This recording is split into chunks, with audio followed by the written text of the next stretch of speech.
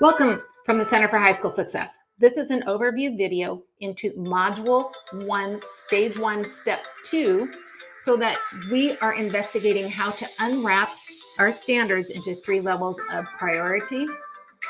This unwrapping of 3 levels of priority is designed to lead you into unit design. Myself, Deb Odell, and my colleague, Dr. Doug Judge, are glad you are here with us as we, as a National Center for High School Success Network, and as your teams at your sites investigate our roadmap for 9th grade success, particularly within the high quality instruction driver, focused on the secondary drivers of developed learning-centered and student-centered professional communities with a focus on the strategies, develop culturally responsive, standards-aligned curriculum through unit design so that you can anchor lesson design in that well-crafted unit design and make sure we're accommodating for learner variability. We're going to establish goals, take the established goals that you have and unwrap them into 3 levels of priority. What is critical for students to know and do, and what understandings are enduring, creating meaning beyond the classroom and are relevance for their lives and in their world. And once these are established, how do we develop the skills and concepts through application so students are gaining an intellectual skill sets that prepare them not only for the challenges within your unit, but within the challenges for the next unit of study and or the next grade level and life challenge. Lastly, and third, but almost more importantly, once you have those first 2 levels decided, we ask, what do students need for access? Center for High School Success is adding the component of making sure our students' identities are considered so that they're within the content of our instruction. There are windows and mirrors for their students' lives and identities. Some of the work and the tools we're using and the language reflect back to students their identity, and there are opportunities within our instruction to create windows for students to understand the lives of others. As that level of part of prioritizing for access is in place, we also ask you to consider what's needed for access, what skills and concepts are assumed students come in with, and what vocabulary words might act as barriers to access to the standards, and we need to unpack those and make sure we're intentional of targeting those and teaching it as well. Our iLEAD module framework is broken into how to gain interest, what to do for learning as a brief overview of core terms, a time for exploration as we investigate key resources and tools. And as part of that, you as a team will set goals for application in the next level for A for apply, and setting goals that are doable within your context and what is realistic to accomplish so that you can bring back evidence of your intentions and your work so we can discuss as both a national network, and you can discuss and reflect as a team to refine your implementation of standards-based unit design.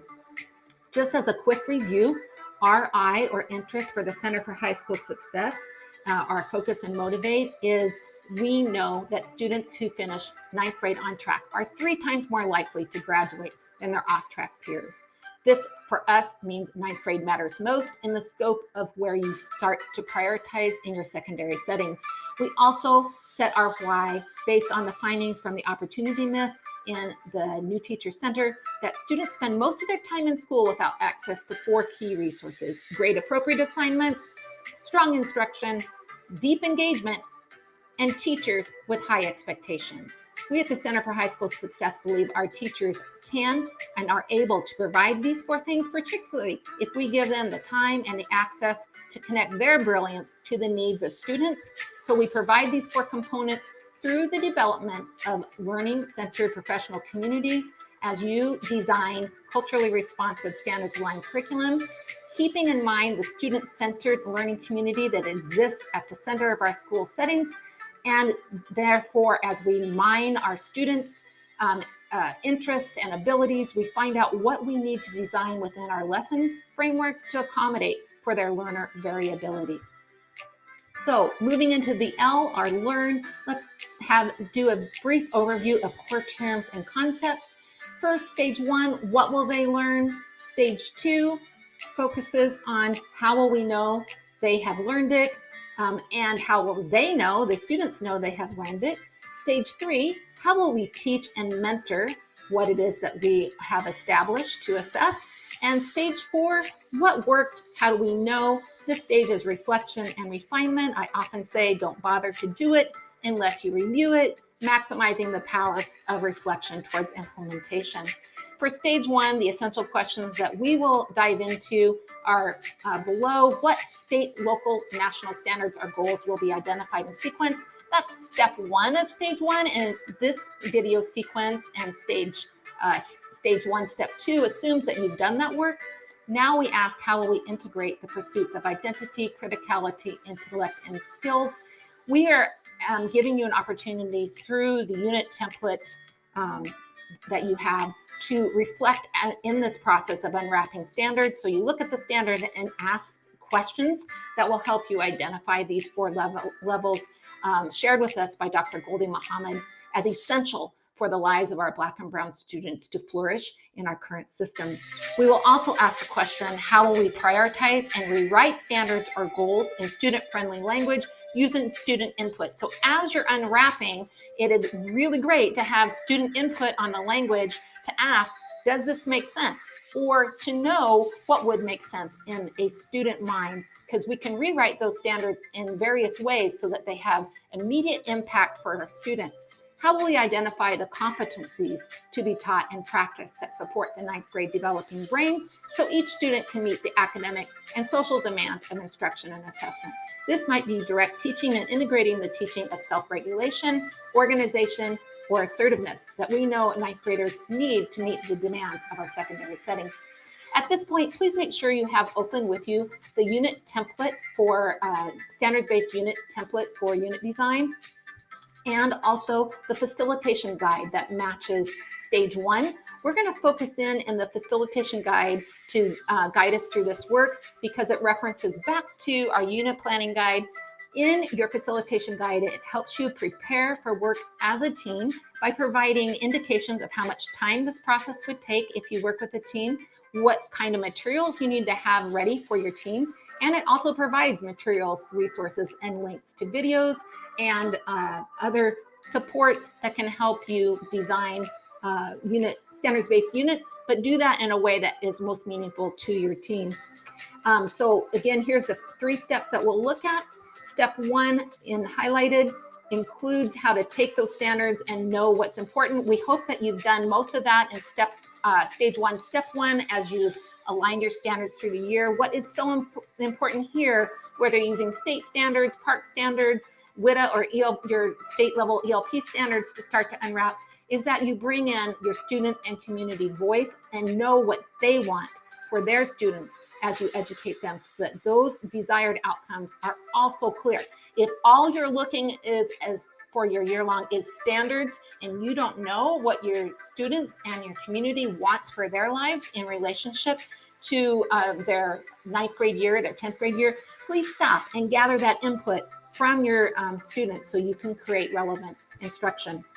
Step 2, we ask that you provide interactive professional learning opportunities focused on the what, why, and how of standards-based backwards planned units. Please don't start with your team until they've had a chance to understand why these are important, how these units and standards-based instruction is put together, and then to model for them how to unwrap standards into student-friendly targets at 3 levels that we've mentioned before. There are tools in our site for high-quality instruction provided by the Center for High School Success and linked within your facilitation template that can help you actually model.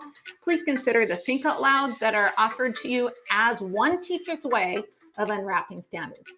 So let's move to these 3 levels of priority learning targets and how we unwrap standards. What are the language in these 3 concentric circles? We've hit them before. You also see in this visual diagram that these 3 levels are linked directly to assessment. And assessment is our stage 2, asking how we know they will have learned it and how we know students have learned it, they themselves. So just want to make sure it's clear that as we unwrap standards, we're also thinking about What is our acceptable evidence for assessment? But this first level of unwrapping is considering what the enduring critical life understandings are. This is your inner circle, your anchor for meaning and relevance in instruction. In your unit design template, step 2 will ask you questions and give you space to directly unwrap these goals, finding themes that need to be developed, finding the transfer goals so students are strategic and goal directed, ready for the next level of instruction, and gives you space to find those enduring understandings that allow students to understand and apply, and the essential questions so students can inquire and find the curiosity that helps them develop their identities and their worldview in relation to the content you are teaching. The next level is what's important to know and do. We unwrap this through understanding what social and emotional skills students will need, what skills in general related to your content, what intellectual pursuits can you develop in the students by applying both the skills and concepts found within your standards and your content. To do this, we look on your unit template guide to this point that says acquisition. Develop learners who are resourceful and knowledgeable within your template. There's some key questions that we'll highlight here. First, what will students know and get smarter at doing throughout your unit and by the end of the unit? What are you going to develop in your students in terms of those skills? This refers to the knowledge and social emotional competencies students acquire and will need. Also, unwrap what will they become skilled at doing refers to the intellectual process, and I think of this as application. If they're learning how an author creates a character and what tools they use to make this character have multiple dimensions and meaning and be relatable, then how are they actually doing that in their own work, either a script, a piece of writing? How do students apply that same understanding? This level of acquisition helps students apply the enduring understanding, the big ideas and essential questions that drive your unit. So it's time for you and your team to explore the essential tools and resources found in our Center for High School Success High Quality Learning website and in the facilitation tools. As you do this, please keep in mind that we ground all our work in implementation science. And this means that you need to mind the gap between what you know and what you want to do as a team and what is actually relevant to do. And we consider this in the way of a 5% shift. Depending where your team is now, with standards-based unit design that are culturally relevant and allow for lessons that accommodate for learner variability, where are you now as a team, and what would represent a 5% shift that you can measure and bring back the understanding of what you did or the results of what you did, so you can discuss as a team how to take a next step, and we can discuss as a network what worked, what is developing for you, and what would be a next step. As we increase our intellectual abilities as a team, our applied skills, and we'll do this through 3 levels. As you asked again, we have a stage 4 planning reflection menu that you might want to use as you come back to that. And it takes you through 3 levels of reflection. What did you do to implement? What was your impact as you tried these standards-based units? And based on those 2 levels, how are you going to plan forward in measurable ways? Thank you for joining with myself, Dr. Deb Odell, and Dr. Doug Judge, my colleague, as we dove into the high quality instruction driver, particularly through the secondary or the strategy of designing culturally responsive, standards aligned curriculum in the mode of unit design. So have fun designing units so that you can design lessons to accommodate for your learners' variability.